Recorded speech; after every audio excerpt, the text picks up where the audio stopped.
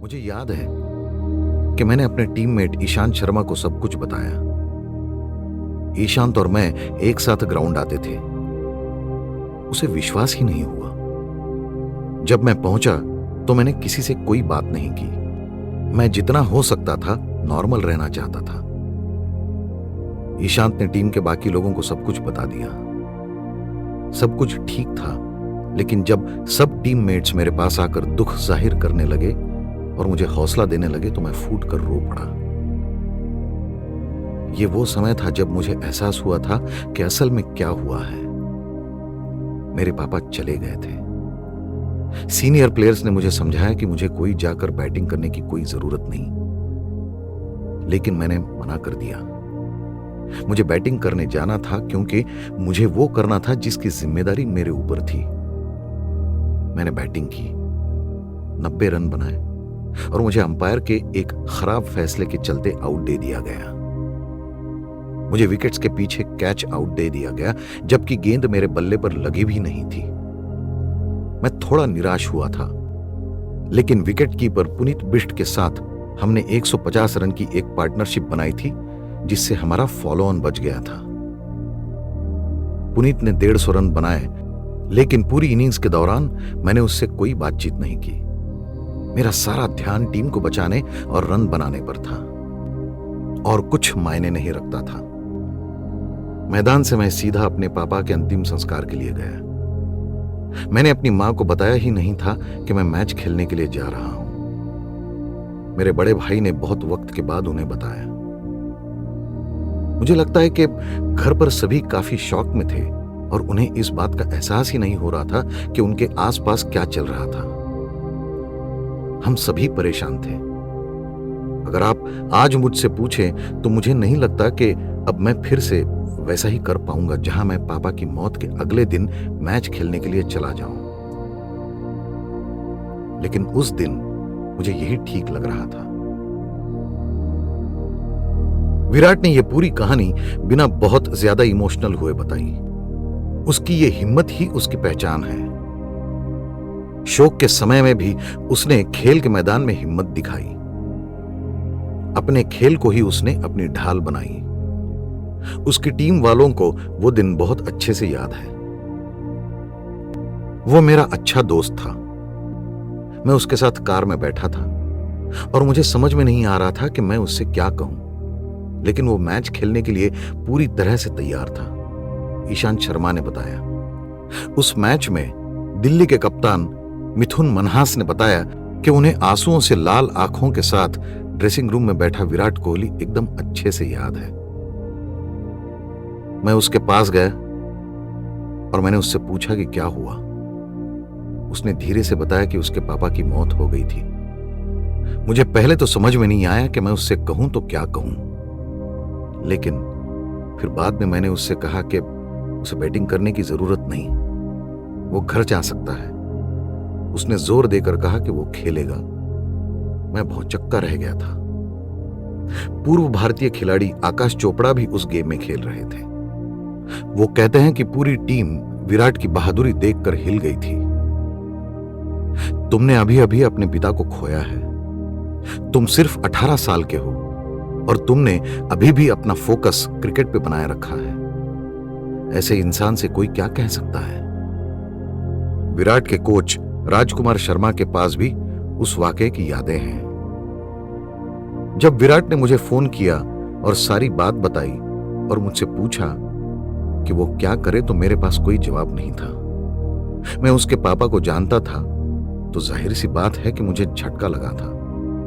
मैंने उसे 10 मिनट बाद फोन लगाया और कहा कि अगर वो जाकर खेलना चाहता है तो ये एक अच्छा फैसला था। कोच शर्मा बताते हैं, युवा विराट के लिए पिता समान कोच बताते हैं कि विराट ने उस दिन उन्हें लंच ब्रेक में दोबारा फोन किया था और फोन पर ही वो खूब रोया। उसने सबसे पहली चीज जो मुझसे कही थी वो ये थी, सर मुझे गलत आउट दे दिया, जबकि मैं अपनी सेंचुरी से सिर्फ 10 रन दूर था। वो क्रिकेट से इतना प्यार करता था। विराट अब गुरुग्राम की हाई सोसाइटी में बने एक घर में रहता है। उसके घर के मुख्य दरवाजे से आप जैसे ही अंदर जाएं, विराट के पापा की एक बड़ी सी तस्वीर लगी दिखती है। मैं हमेशा ये सोचता हूं कि काश मेरे पापा मेरे आसपास होते और मेरी सफलता देख पाते, लेकिन मुझे उनकी मौजूदगी का एहसास हमेशा होता है। वो मुझे सपोर्ट करने के लिए हमेशा मौजूद है। मैं जब भी कुछ हासिल करता हूं, मेरे आसपास होने के लिए उनका धन्यवाद अदा करता हूं। विराट कहते हैं प्रेम कोहली, जिनके लिए उनके बेटे का क्रिकेटर बनने का ख्वाब एक पर्सनल मिशन बन चुका था, अक्सर अपने बेटे को स्कूटर पर बिठाकर मैच के लिए ले जाते थे। फोटो एल्बम में एक प्यारी सी तस्वीर दिखती है। एक बच्चा अपने पापा के कंधे पकड़े लगभग उन पर चढ़ा हुआ है। उसके चेहरे पर शरारत से भरी मुस्कान है। प्रेम कोहली ने उस तस्वीर में अभी भी हेलमेट पहन रखा है। वो शायद अभी अभी घर से वापस आए होंगे। तस्वीर में उनके चेहरे पर मौजूद चमक साफ पता चलती है। विराट के बड़े भाई कहते हैं, आपको पता है, एक दिन पापा अस्पताल में एडमिट थे और टीवी पर क्रिकेट मैच देख रहे थे। अचानक से हमारी ओर मुड़े और कहने लगे, देख लेना, एक दिन मेरा बेटा भी इंडिया के लिए खेलेगा और बहुत बड़ा प्लेयर बनेगा। प्रेम कोहली का छोटा बेटा आज दुनिया का क्रिकेट सुपरस्टार और बेशक वो दुनिया का सबसे बेहतरीन बल्लेबाज है। ये एक यात्रा थी जो दिसंबर की ठंडी रात में शोक की एक लहर के साथ शुरू हुई थी। वो रात जो विराट कभी भी नहीं भूल सकेगा। उस रात ने विराट को अपने पापा के सपने को पूरा करने के लिए और मजबूती दी। कई बार जब वो विकेट्स पर गार्ड ले रहा होता है, वो किसी और के सपने को भी गार्ड कर रहा होता है। उसे अपने कान में एक आवाज सुनाई देती है, अपने कंधे पर एक थपकी मालूम देती है। उसके पापा की आवाज गूंजती है, मेरा बेटा इंडिया के लिए खेल रहा है। वेस्ट दिल्ली कभी देश की राजधानी का एक कोना हुआ करती थी। ये वो इलाका था जहां बंटवारे के वक्त आए पंजाबी शरणार्थी बस गए थे।